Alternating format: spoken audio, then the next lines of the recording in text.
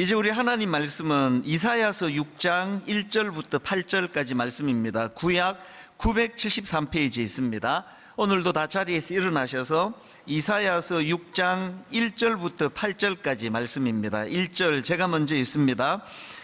우시야 왕이 죽던 해에 내가 본즉 주께서 높이 들린 보좌에 앉으셨는데 그의 옷자락은 성전에 가득하였고 스랍들이 모시고 섰는데 각기 6날개가 있어 그 둘로는 자기의 얼굴을 가리었고 그 둘로는 자기의 발을 가리었고 그 둘로는 날며 서로 불러 이르되 거룩하다 거룩하다 거룩하다 만군의 여호와여 그의 이름이 온 땅에 충만하도다 하더라. 이같이 화답하는 자의 소리로 말미암아 문지방의 터가 요동하며 성전의 연기가 충만한지라.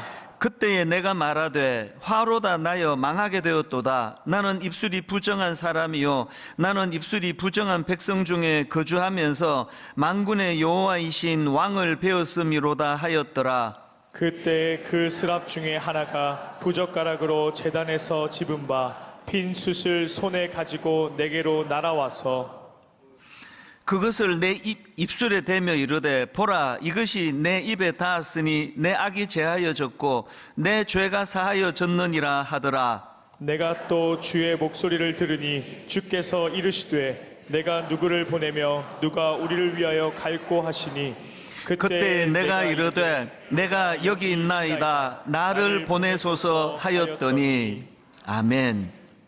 자리에 앉아주시기를 바랍니다. 지금 우리는 그 신앙 성장을 위한 영적인 기초 다지기 6가지 항목 중에서 이제 4번째 항목, 이 예배 회복 훈련에 관하여 살펴보고 있습니다. 이 예배 회복과 관련해서 이런저런 책을 뒤지다 보니까 예전에 그 베스트셀러가 된 책입니다. 그 토미 테니가 쓴 다윗의 장막, 제가 이 책의 추천사도 썼고 또 예전에 읽었던 책이지만 이번에 새삼스럽게 이렇게 확 와닿는 한 대목이 있었습니다. 이 책이 이제 우리가 회복해야 될 예배의 본질이 뭔가, 이 부분을 굉장히 의미 있게 다룬다 생각을 했는데요. 그 앞부분을 제가 좀 읽어 드리겠습니다. 서문에서 저자가 이런 질문을 던집니다. 당신은 어린 시절 살았던 집에 대한 따뜻한 추억이 있는가? 그렇다면 어떤 것들을 기억하는가? 건물 자체에 대한 기억인가? 아니면 그 집에서 일어난 일들에 대한 기억인가? 확신하건대 당신이 어떤 건물에 대해 따뜻한 기억이 있다면 그 이유는 그곳에서 일어난 일들 때문일 것이다. 아버지와 함께 산책하던 일, 친구들과 놀던 일, 어머니가 꼭 안아주신 일, 그런 일들 말이다. 당신을 향수에 젖게 만드는 것은 그 집의 외면적 구조가 아니라 그 집에서 있었던 행복한 사건일 것이다. 이게 참 와닿는 대목이더라고요. 그러면서 이제 이분이 자기가 경험했던 한 에피소드를 거기다가 기록하고 있는데요. 한 번은 저자가 자기의 어린 아이들을 포함해서 이제 가족들과 함께 어린 시절에 자기가 자랐던 그 고향 집을 방문했다는 겁니다. 아마 다 경험들이 있을 겁니다. 너무 좋은 거예요. 옛날에 내가 살던 집이 그대로 있네. 이 뒷뜰에 나무도 그대로 있네. 이 나무에서 이런 일이 있었지. 너무너무 신이 나가지고 그때 이제 날씨가 막 35도가 넘는 엄청 뜨거운 날씨였대요. 그런데도 불구하고 아랑곳하지 않고 신나가지고 여기저기 다니면서 옛 추억에 젖어 그렇게 기분 좋은 기쁨의 시간을 보냈는데 그러다가 보니까 쓱 뒤를 봤더니 그 어린 애들과 그 아내 가족들이 다 따라올 줄 알았더니 아무도 없더래요. 이 사람들 어디 갔나 찾아보니까 차에서 에어컨 켜놓고 기다리고 있더라는 겁니다. 이 아버지 마음 좀 상했습니다. 그래서 이제 니들 도대체 뭐가 문제냐? 내가 보여주고 싶은 것이 많은데 아니 왜 차에 들어와 있냐? 그랬더니 이 아이들이 이제 하는 이야기들이 여러분 느낄 짐작 그대로입니다. 막 이렇게 이제 항변을 하는 거예요. 너무 재미가 없다는 겁니다. 그래서 이제 이런 얘기 저런 얘기 하다가 그 큰 딸이 자기 딸들을 대변해서 자녀들을 대변해서 이렇게 말하더래요. 아빠, 아빠가 이 집에 의미를 두는 것은 아빠가 갖고 있는 추억들 때문이잖아요. 근데 우린 이 집에 대한 추억이 아무런 추억도 없다고요. 똑같은 일을 저도 겪었거든요. 저는 이제 그 경북대학교 2학년을 마치고 졸업 안 하고 미국 이민을 갔기 때문에 그 학교에 대한 추억이 늘 제 마음에 있습니다. 그 짧은 2년이지만 그 캠퍼스에서 제가 겪었던 기억 이런 것들이 있어가지고 이제 한 번은 우리 아이들 다 데리고 거기를 갔습니다. 이 토미 테니 딸들처럼 그렇게 과격하게 막 차이가 있고 그러지는 않았는데요. 너무 신이 나가지고 여기가 아빠가 그 봄에 수업 안 듣고 낮잠 자던 데야. 또 여기는 이런 일이 있었어. 계속 구경을 시켜주다가 보니까 얼굴에서 온 표정에서 이 자기들 마음을 다 드러내는 거예요. 지루해 죽겠습니다. 그래서 이제 한 번은 실패하고요. 그때 너무 더울 때 갔나? 그래서 이제 되게 날씨 좋은 날 데려가서 또 한 번 더 보여줬는데 똑같은 반응이 일어나더라고요. 그래서 제가 이 책을 읽으면서 굉장히 제 마음에 그 느낌이 좀 비슷했습니다. 이제 이런 일을 저자가 경험하고는 그리고는 며칠 뒤에 이제 성경 여기저기를 뒤지고 묵상하다가 이 저자가 사도행전 15장 16절을 만난 겁니다. 하나님 이렇게 말씀하십니다. 이후에 내가 돌아와서 다윗의 무너진 장막을 다시 지으며 또 그 허물어진 것을 다시 지어 일으키리니, 저자가 이 구절을 읽으면서 마음에 이런 질문이 생긴 겁니다. 아니 하나님은 왜 무너진 다윗의 장막을 재건하고 싶어 하시는가? 의미 부여로 치자면은 최초로 지어진 모세의 장막도 있고, 그리고 규모, 그 웅장함으로 치자면 솔로몬의 성전도 있는데 하나님은 왜 다윗의 장막을 재건하기를 원하시는가? 그런 질문을 가지고 본문을 묵상하는데 답을 얻었습니다. 하나님께서 마치 이렇게 말씀하시는 것 같이 느껴지더라는 겁니다. 하나님이 무슨 말씀을 주시느냐? 내가 왜 무너진 다윗의 장막을 재건하고 싶어 하냐고? 그것은 추억 때문이란다. 그리고 책 이름 부연 설명이 나옵니다.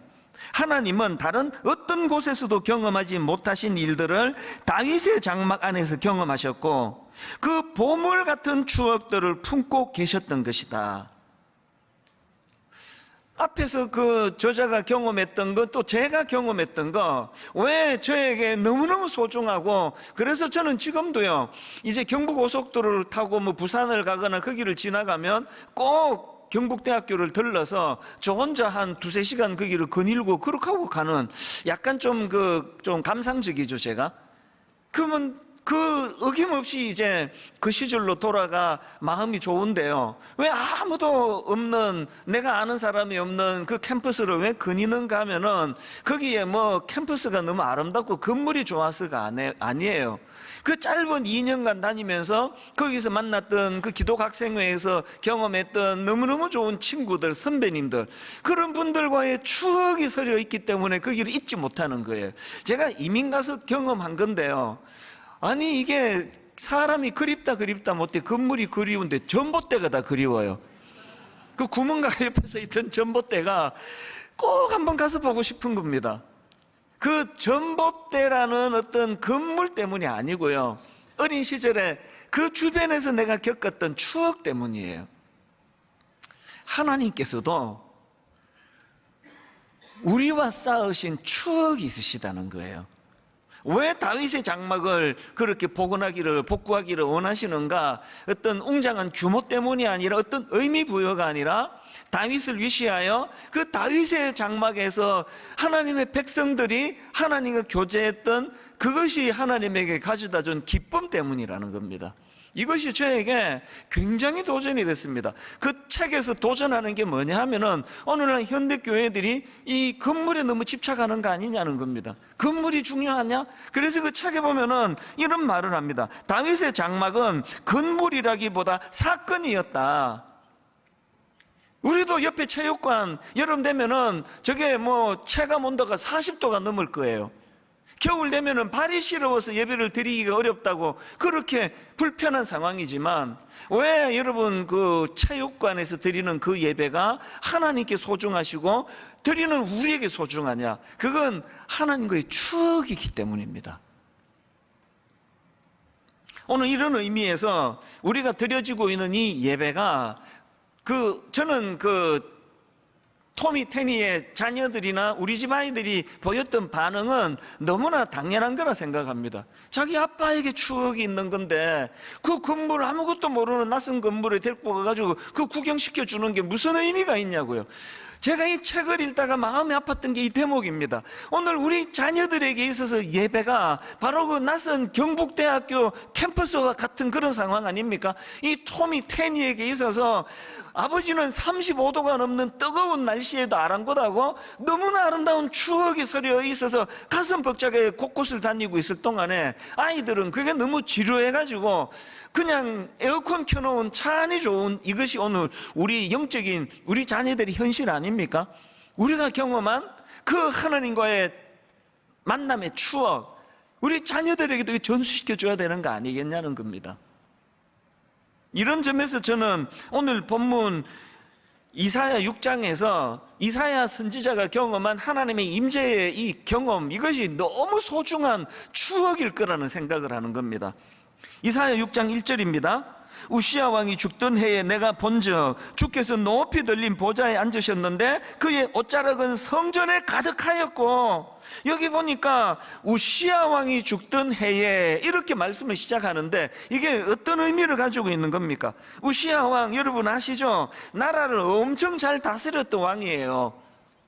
16세라는 젊은 나이에 왕위에 오른 그 우시야 왕이 이스라엘 요새를 수리하고 군대를 재조직하고 정비하고 그리고 재임 기간 동안에 정치를 잘해가지고 영토가 엄청 확장되는 그런 왕이었거든요.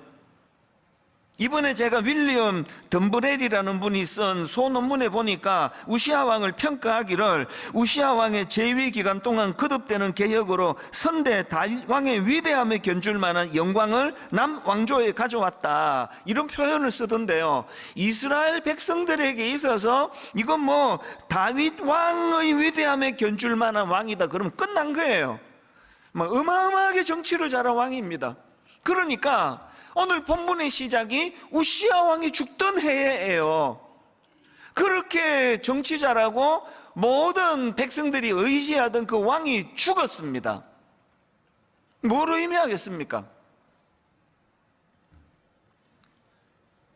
이사야 선지자를 위시해서 자기들이 너무나 의지하던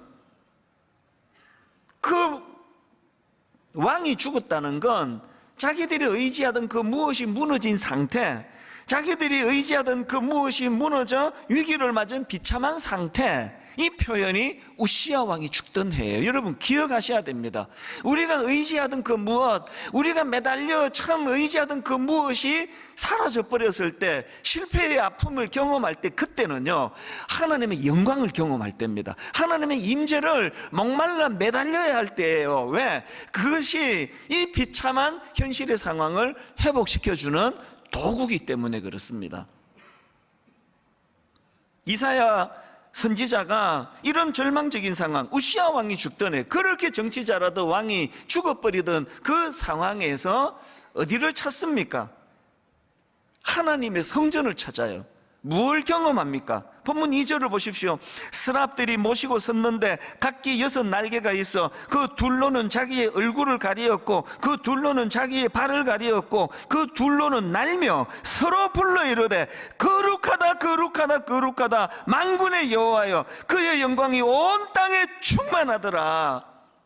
눈을 떠보면은 정치 잘하던 그 우시야 왕이 죽어버리는 위기가 찾아왔습니다. 그리고 여러분 이사야 배경 다 아시잖아요. 1장에 보면은 그 당시 영적으로 머리부터 발끝까지 성한 곳이 없이 다 타락하고 다 부패했다는 그런 기록이 있거든요. 오늘 여러분 우리나라를 보면은 경제적인 문제를 봐도 뭐 곧 먹구름이 몰려오고 있다, 이런 전망이 우리를 두렵게 만들고 있고요. 정치를 봐도 교육을 봐도 어디 하나 시원한 것이 없는 상황이에요. 이런 답답하고 힘든 현실 앞에서 우리가 매달려야 되는 거, 이사야가 경험한 하나님의 임재예요. 너무너무 답답한 거예요. 이쪽을 봐도 저쪽을 봐도 머리부터 발끝까지 성한 곳이 없는 이런 상황이었지만, 그가 하나님의 임재를 경험하고 나니까 여전히 그 타락하고 부패한 희망이라고는 눈 씻고 찾아볼 수 없는 그 땅에서도 스랍들이 하나님을 찬양하는 겁니다. 거룩하다 거룩하다 거룩하다, 그의 영광이 온 땅에 충만하도다. 뭐가 예배입니까? 살맛 나지 않는 이 세상살이 가운데 주일날 이곳에 와서 하나님의 영광을 경험하며 하나님의 임재를 경험하며 그분이 주시는 소망을 마음에 잡고 한 번쯤 숨 쉬는 시간이, 이 시간이 숨 좀 쉬자, 숨 좀. 그리고 이 시간은 영적으로 재충전하는 시간입니다. 배터리가, 그 핸드폰이 지금 이게 뭐 점점 이게 막대가 줄어들고 요새는 숫자로도 표현하더라고요. 이게 뭐 20% 남았네, 15% 남았네, 7% 남았네, 2% 남았네, 이게 다 꺼지게 생겼네. 이러는 상황에서 함께 이 시간에 모여가지고 영적으로 충전하는 시간이에요. 영적으로 충전, 배터리 충전소가 교회입니다. 오늘 예배 가운데 고갈에 있고 여러분들 마음에 우울함이 있고 의욕이 잘 생기지 않고 다운되어 있던 모든 분들이 오늘 영적인 충전이 일어나서 예배 가운데 다시 100으로 충전이 이루어지는 영적인 충전이 이 시간 일어나게 되기를 바랍니다. 그러려면은요, 마당만 밟아서 되지 않습니다. 오늘 본문 2절의 상황 속에서 그 성경에서 강조하는 거, 너희들이 예배하러 나와 있지만 이게 마당만 밟는다, 마당만. 그런 표현을 이사야 1장에서 쓰고 있더라고요. 그럼 어떻게 하면은 이사야가 경험한 그 놀라운 하나님의 임재와 하나님의 영광을 경험하는 그런 예배를 드릴 수 있느냐? 제가 최근에 읽은 책 중에 돈 셀리어스가 쓴 예배의 감각, 이런 제목의 책이 있는데요, 이 책이 주장하는 건 예배는 경험하는 거라, 경험하는 거. 그냥 앉아있는 게 아니고 예배는 경험하는 거다. 예배는 듣고 보고 만지고 움직이고 냄새 맡고 맛보는 우리의 감각이 작동되는 시간이라는 거예요. 제가 여러 번 강조한 말씀 기억하시죠? 우리는 하나님을 맛보아 알지어다, 경험해야 돼요. 오감으로 그 하나님을 느끼고 그분을 경험하고 맛보고, 이게 예배라는 겁니다. 그래서 이 책에 보면은 예배를 통해서 회복해야 될 감각이 4가지 종류가 있다고 이야기하는데요, 경외의 감각, 기쁨의 감각, 진리의 감각, 희망의 감각, 이렇게 4가지 감각을 되찾아야 한다고 주장을 하는데, 저는 오늘 이 본문 말씀을 묵상하다 보니까 이 4가지 감각하고 이렇게 너무 잘 맞아 떨어지는 거예요. 그래서 제가 이 4가지 감각을 이 책에서 차용을 했습니다. 책이 주장하는 것과 똑같은 주장은 아니고요, 여기서 이 용어들이 너무 제게 와닿아가지고 그래서 여러분과 좀 나누고 싶은데, 여러분, 우리가 예배와 관련해서 회복해야 될 4가지 감각이 있다면 첫 번째가 경외의 감각을 회복하셔야 됩니다. 경외, 하나님을 두려워하는 것, 너무 크신 그분 앞에 압도되는 마음, 이게 경외의 감각입니다. 아까 3절에서 이사야가 이거를 경험하잖아요. 거룩하다 거룩하다 거룩하다 만군의 여호와여, 그의 영광이 온 땅에 충만하도다. 여기에 압도되는 거예요. 이 경외의 감각 앞에 이사야가 그 경외의 감각이 막 일어나 회복이 되는 겁니다. 오늘 우리 시대는 경이로움을 잃어버린 시대라 그러잖아요. 감탄을 잃어버린 시대라 그러잖아요. 특히 청소년들을 보면은 참 불쌍해요. 너무나 어릴 때부터 그냥 입시 지옥으로 몰고 가가지고 이 아이들의 감각이 다 죽어버린 것 같아요. 그래서 저는 엘리베이터를 탈 때마다 애들한테 말을 건네거든요. 제 아내가 그 절대 그러지 말라고, 애들이 싫어한다 그러는데 싫어하거나 말거나 막 그래요. 잘 있었니? 학원 갔다 오니? 어떨 때는 안녕? 잘 가? 뭔 말을 해도 반응이 없어요. 제 아내 말이 맞아요. 웬 아저씨가 이러는 게 너무 짜증나는 거예요. 집에 가서 말했을 거예요. 나 방금 이상한 아저씨 봤다? 굴하지 않고 계속 했는데 요새 안 해요. 저도 지쳤어요. 뭔 말로 따뜻하게 반응을 해도 거기에 대응하지 않는 이 아이들을 보면서 저는 너무 마음이 아파요.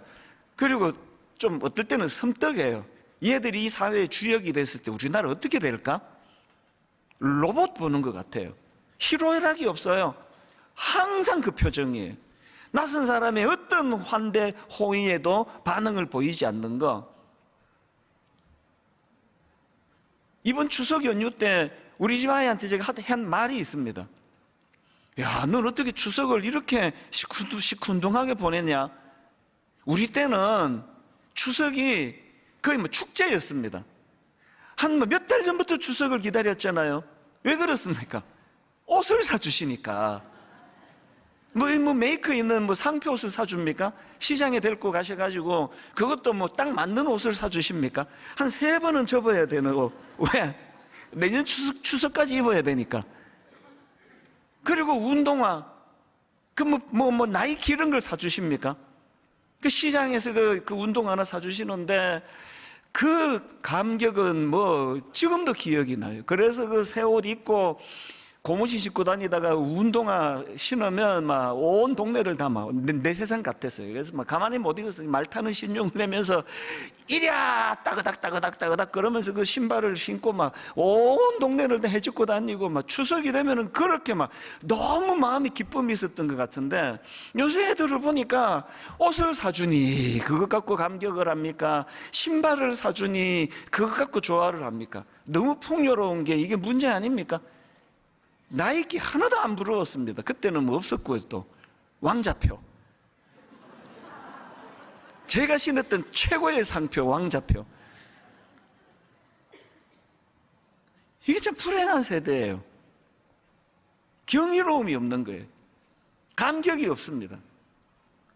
우리도 마찬가지 아닙니까? 제가 이 설교를 준비하다가 내가 되게 창피했던 기억이 하나 있는데요.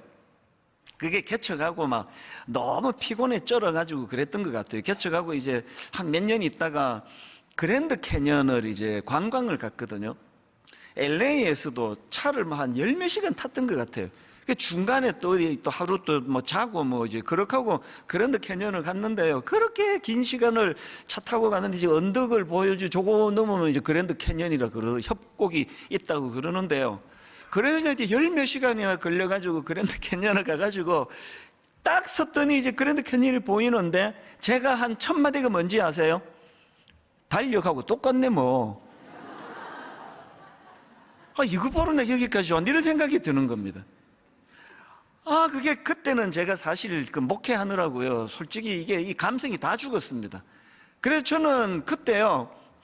매일 밥 먹는 시간이 그렇게 괴로웠고 자는 시간이 괴로웠습니다. 지금 바빠 죽겠는데 왜 꼬박꼬박 세 끼를 먹어야 되느냐고. 왜 과학자들은 그냥 캡슐 하나를 쏙 먹으면 하루 종일 견딜 수 있는 약을 왜 안 만드느냐고. 나중에 알았죠. 그 약을 왜 안 만드는지. 그 약은 절대로 팔리지 않습니다. 밥은요, 이거 위장 채우려고 하는 행위가 아니라 먹는 즐거움 때문에 하는 거더라고요. 이 즐거움을 누가 뺏기고 싶어서 알약 먹고 끝내겠냐고. 왜 안 만드는 거 아닙니까? 저는 그 당시 그렇게 상막했습니다. 개척 초기에 매일 잘 때마다 짜증이 나요. 왜 꼬박꼬박 이렇게 잠을 자야 되느냐고. 그러던 상황이니까요. 뭐 그랜드 캐년 가가지고 뭐 이 달력 보면 되는데 뭐하러 여기까지 왔느냐 시큰둥했습니다. 그 옆에 미국 사람들의 그 반응이 잊혀지지가 않아요. 뭐 그 사람은 원래 좀 호들갑스럽잖아요. 막 와우 막 그러고 막 그냥 어메이징 막 그러고 또 막 오마이 갓 그 남의 하나님 왜 찾아요 거기에 와가지고. 우리 하나님인데 그러고 있는데 그냥 뭐 달려가고 똑같네 뭐. 이게 오늘 우리들의 정서예요. 너무 메말라 있고. 그래서 여러분 이건 저만의 문제가 아니고요. 그 한국 사람들 관광하는 거를 그 꼬집은 그 글을 제가 봤는데요. 이게 패키지로 가면은 하루에 절대로 다 돌 수 없는 코스를 다 돈대요. 근데 다 돈됩니다. 그게 어떻게 가능하냐? 코스만 돌아서 그래요. 그런데 개념을 가지고 자 여기서 사진 찍으시기 바랍니다. 잘 나옵니다. 그 다음에 여기서 찍으시기 바랍니다. 사진 다 찍었습니까? 빨리빨리 차 타가지고 다음 코스로 가셔야 됩니다. 이걸 관광이라고 하고 있다고 그 꼬집은 글을 제가 봤습니다. 여러분 어느 관광지로 가든 어느 여행을 하든 거기에 감탄이 없었다면 그건 안 간 거랑 똑같아요. 저처럼. 그랜드 캐년은요 뭐 그냥 뭐 쓱 보고 뭐 달력이랑 똑같네 이렇게 하고 와도 되는데요. 여러분, 예배는 그렇게 드리시면 안 됩니다. 예배는 아까 제가 그 구절 제가 다시 읽어드릴게요. 이사야 11장 11절, 이사야 1장 11절 12절. 여호와께서 말씀하시되 너희의 무수한 재물이 내게 무엇이 유익하뇨? 나는 숫양의 번제와 살찐 짐승의 기름에 배불렀고 나는 수송아지나 어린 양이나 순 염소의 피를 기뻐하지 아니하노라. 너희가 내 앞에 보이러 오니 이것을 누가 너희에게 요구하였더냐? 내 마당만 밟을 뿐이니라. 너희가 내 앞에 보이러 온다. 뭐면 절차 따라해. 관광 사진 찍으러 가는 거 똑같은 거 아닙니까? 예배는 그러면 안 되는 거예요. 예배는 여기 어떻게 앉아 있느냐, 내 본당에 있나 집에서 드린 이게 아니라 내 마음이 실려 있느냐는 거예요. 마음이. 거기에 감격이 있고 감동이 있고 하나님을 향한 경외, 이게 잘 안 되는 시대 아닙니까? 그래서 여러분, 예배자가 되고 싶으세요? 주중에 훈련하셔야 돼요. 하나님의 경외심을 감탄하는 훈련을 하셔야 됩니다. 여러분, 지난 추석에 이게 100년 만에 가장 둥근 달이 떴다는 기사 보셨잖아요. 그날 저녁이에요. 새벽이네요. 저는 제 아는 후배 목사님이 그 보름달 사진을 보내왔어요. 그러면서 이게 그 자기 아들이 집에서 망원경으로 찍은 사진이래요. 이거를 보고요, 제가 하나님을 향하여 막 감탄, 그래서 제가 막 놀라운 감탄을 제가 하나님께 새벽에 드렸습니다. 그리고는 그 사진을 당의 장로님들에게 제가 토스해 드렸어요. 그 사진을 여러분께도 보여드리고 싶습니다. 저희 후배 목사님 아들이 집에서 망원경으로 찍은 달 사진입니다.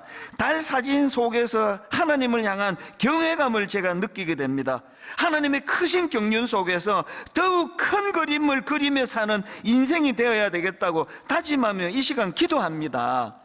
그리고는 바로 우리 29 분리개척한 단임 목사님들께 저 달 사진을 보내드렸어요. 그리고 똑같은 글을 보냈습니다.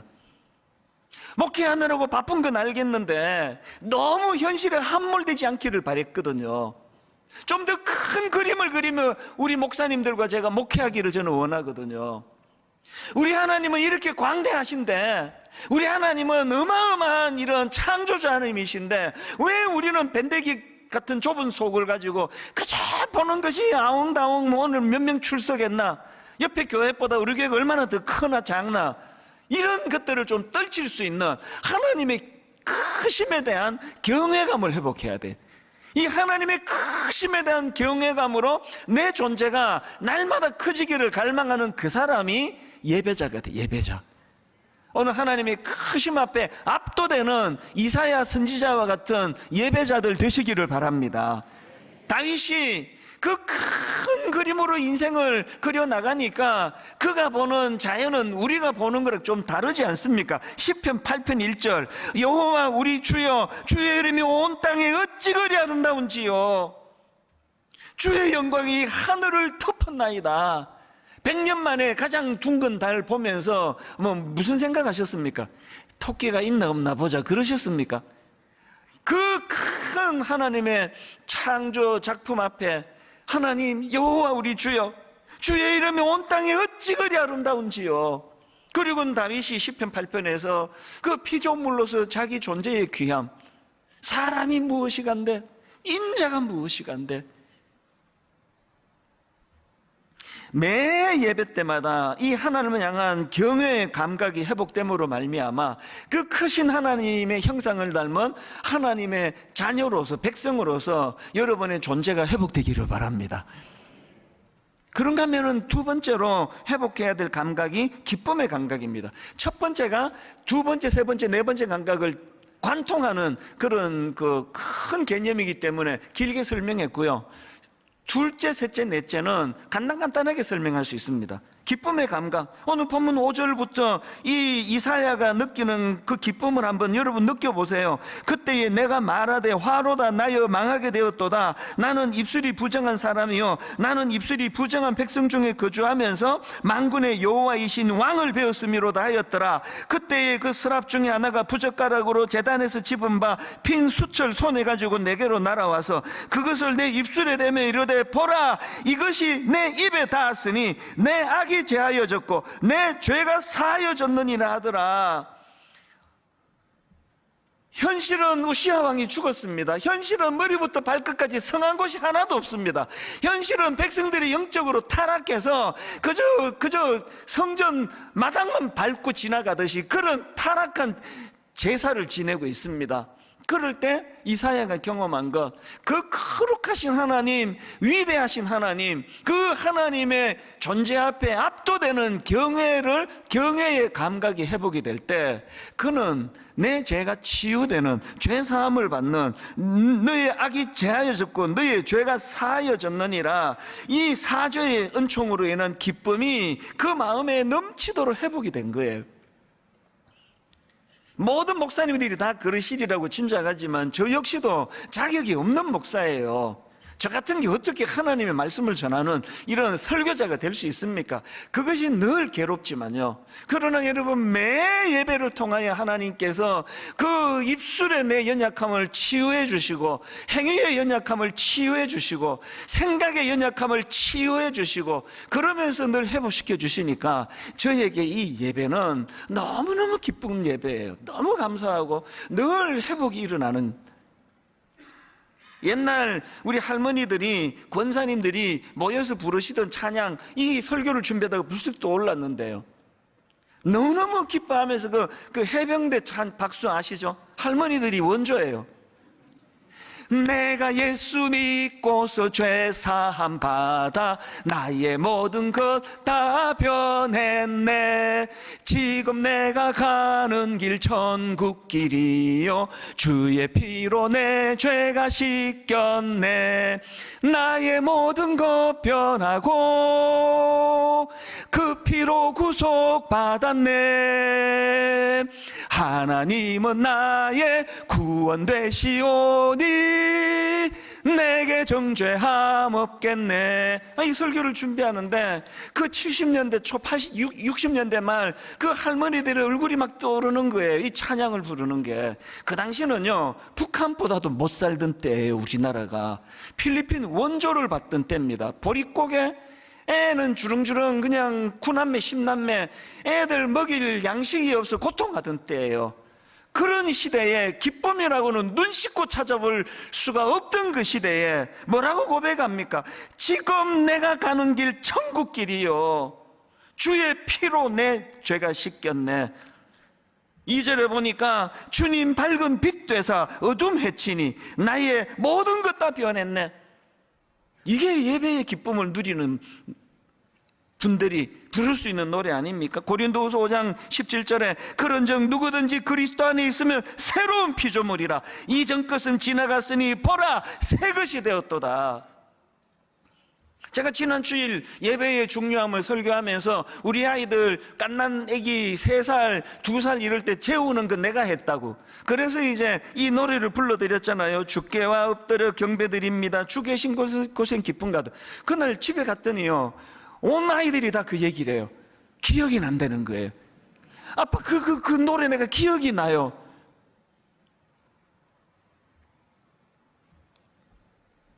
제가 성공한 거예요. 세뇌가 된 거예요. 뭐가 세뇌됐습니까? 무엇과도 누구와도 바꿀 수 없네. 예배 드림이 기쁨됩니다.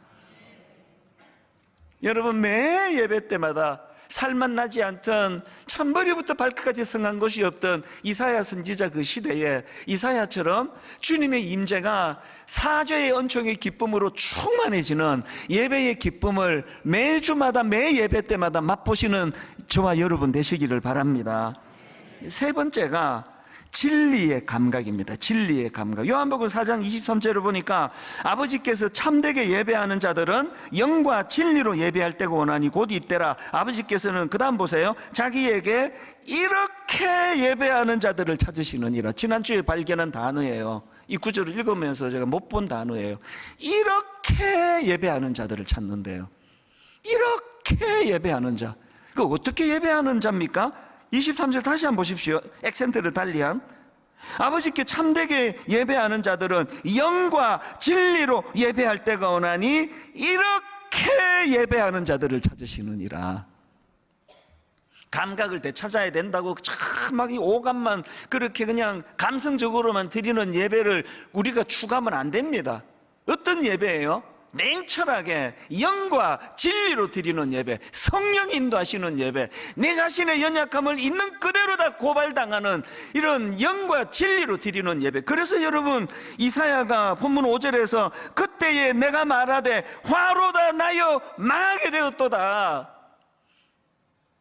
오늘날 예배가요, 오늘날 설교가 그저 그냥 가려운 데는 살살살살 그냥 만져주고 뭐 그냥 위로나 해주고 이런 설교라서 위험한 거예요. 하나님의 임재가 경험되는 예배는 처절하게 진리가 자기를 관통을 합니다. 화로다 나여 망하게 되었도다. 네가 그래갖고 목사냐 네가?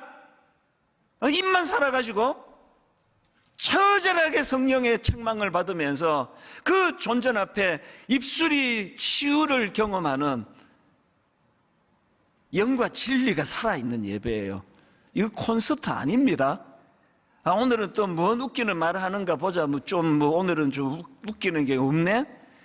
그게 예배가 아니고요. 진리가 내 심령을 관통할 때 튀어나오는 거예요. 난 망하게 됐다. 나 같은 거 이제 난 끝났다. 화로다 나여 망하게 되었도다. 나는 입술이 부정한 자라고. 그래서 여러분들이 잘 아시지만 요한계시록 2장 4절에 에베소 교회를 주님이 책망하십니다. 그러나 너를 책망할 것이 있나니 너의 처음 사랑을 버렸느니라. 그러므로 어디서 떨어졌는지를 생각하고 회개하여 처음 행위를 가지라. 어디서 떨어졌는지를 생각하고 회개하는 시간이 예배 시간인 줄 믿으시기를 바랍니다. 마지막 네 번째, 희망의 감각이에요.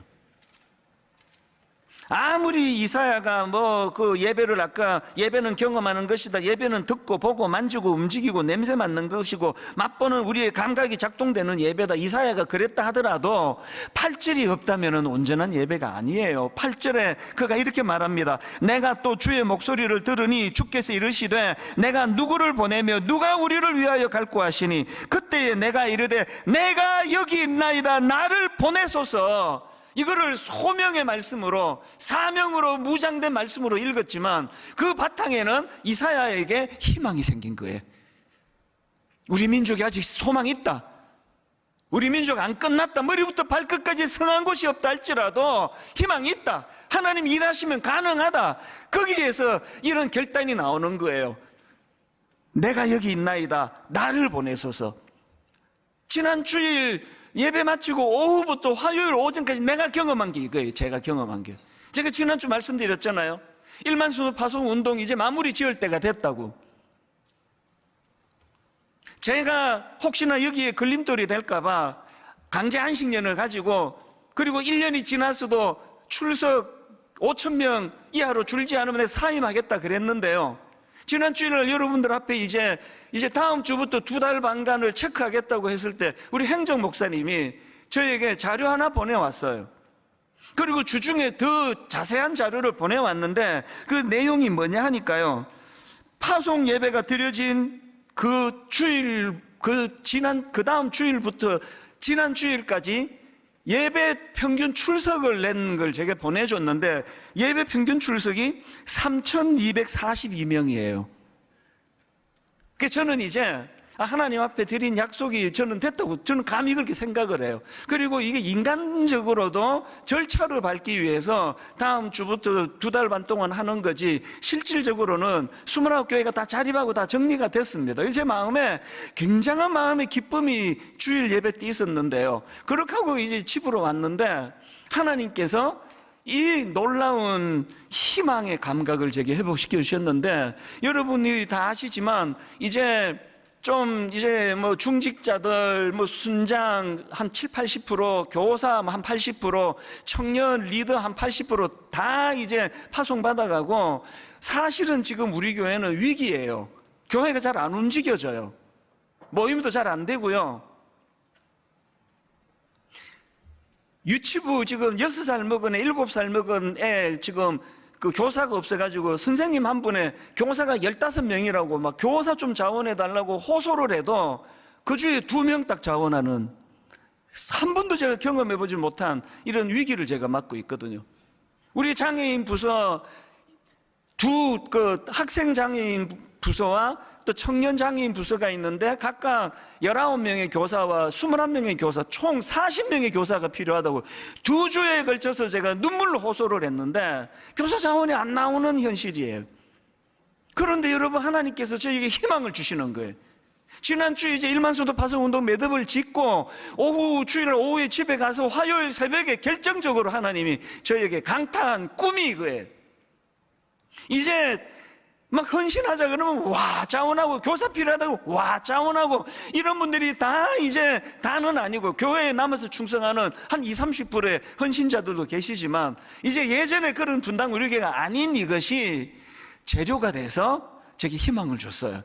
화요일 날 그 주일 오후부터 주일 보내고 화요일 오전까지 마음의 뜨거움을 하나님이 주셨는데, 이런 마음의 소망을 주시는 거예요. 목표가 생겼습니다. 하나님, 분당 우리 교회는 이제는 뭐 초신자가 많아서 교회가 잘 안 된다 이렇게 생각하는 제가 생각을 바꾸겠습니다. 이제 하나님, 이 교회는 초신자들이 모이는 교회 되기 원합니다. 하나님, 이제 이 교회는 초신자들이 너무나 빨리 성령 충만을 경험하고, 초신자들이 하나님의 은혜를 경험하고, 초신자들이 너무너무 빨리 성숙해지는 교회가 되기를 저는 꿈꾸겠습니다. 하나님, 성경에 있지 않습니까?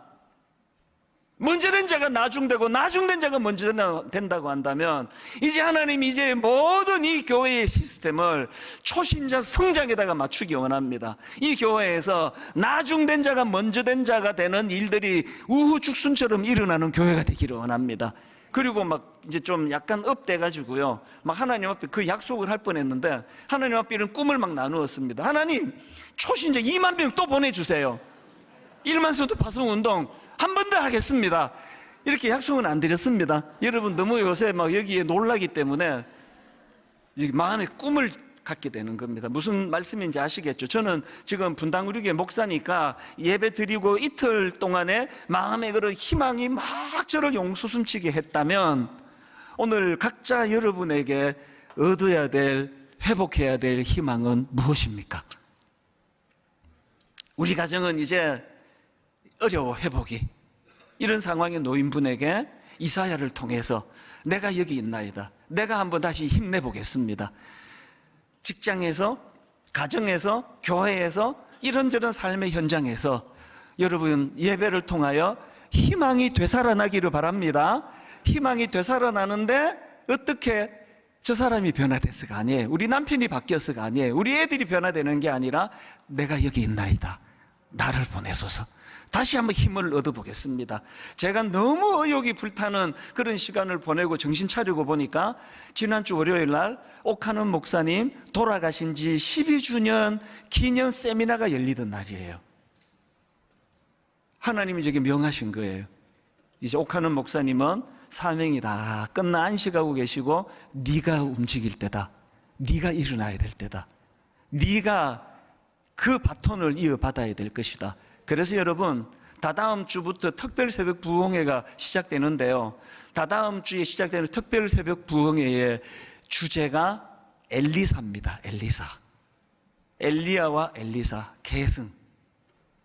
오늘 저는 설교 마지막 찬양으로요, 개척 초기에 수년 동안 예배 시작할 때 불렀던 찬양입니다. 창조의 아버지, 그 섭리보이사, 택하신 세대 일으키어 이 땅을 고치소서. 주의 크신 능력 만물이 사모하니 성령의 기름 부어주사 이 시간 임하소서. 이 곡 쓰신 분이 좀 신학적으로 문제가 있다, 어려움이 있다 하지만, 저는 이 찬양만큼은 너무 저를 뜨겁게 만드는 찬양이에요. 분당 우리 교회 초기에 순수하게 이 가사를 집중하며 은혜 받았던 찬양입니다. 다 한번 자리에 일어나 보시겠습니까? 하나님, 분당 우리 교회 이기사역은 그저 구호로만 외치는 게 아니라, 이제 옥하는 목사님 세대 너무너무 수고하여 우리들에게 개성해 주신 게 많은데, 이제는 우리가 움직일 때예요. 우리가 희망을 만들 때입니다. 내가 여기 있사오니 나를 보내소서.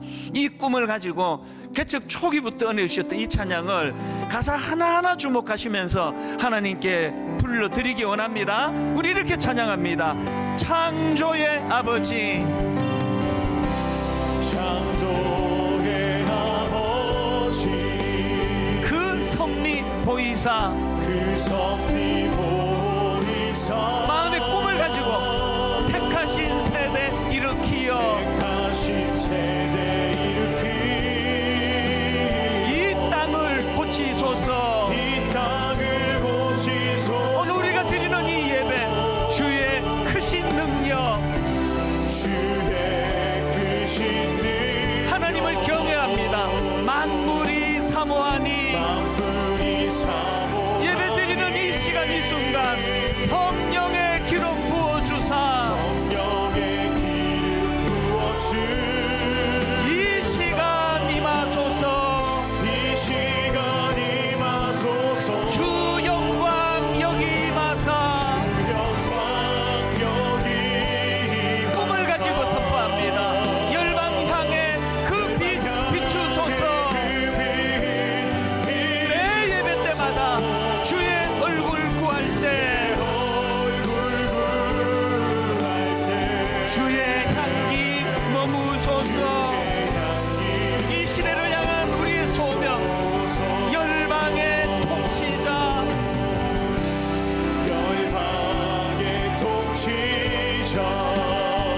세상이 보리라. 신실한 주의 약속으로 선포하십시오. 교회는 승리하리.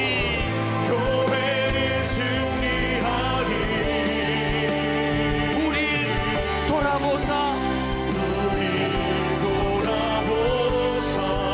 강건케 하소서. 매 예배 때마다 이사야의 연약함을 치료하신 주님, 연약함 모두 벗어지고 승리케 하옵소서. 여러분 이 선포 주님 앞에 올려드리기 원합니다. 주 영광 여기 임하사 열방 향해 그 빛 비추소서.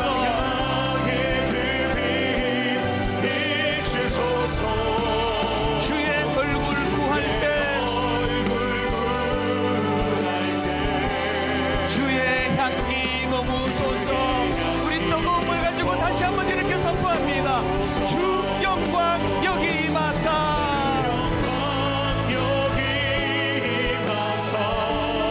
열방 향해 그 빛 비추소서. 우리가 드리는 이 예배 가운데 주의 얼굴 구할 때 주의 향기 머무소서. 열방의 통치자,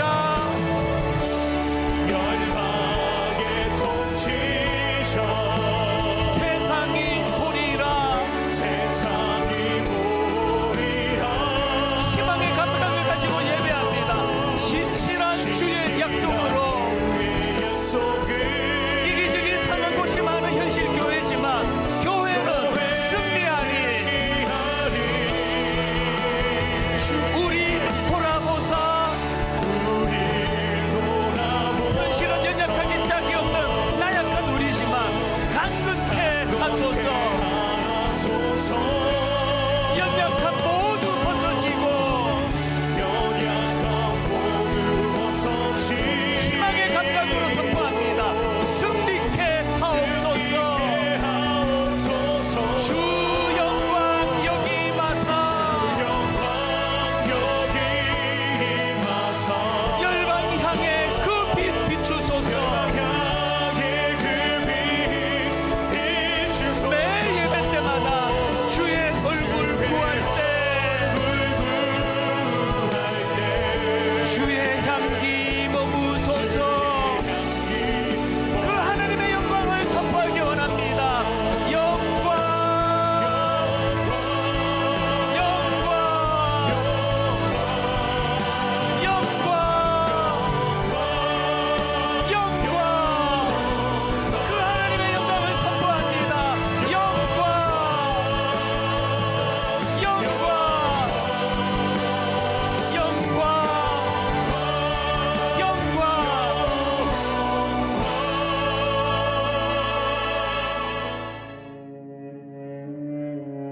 지금은 선교 헌금 시간입니다. 이 예배를 통해 삶 가운데 은혜와 회복이 충만하시길 간절히 기도합니다.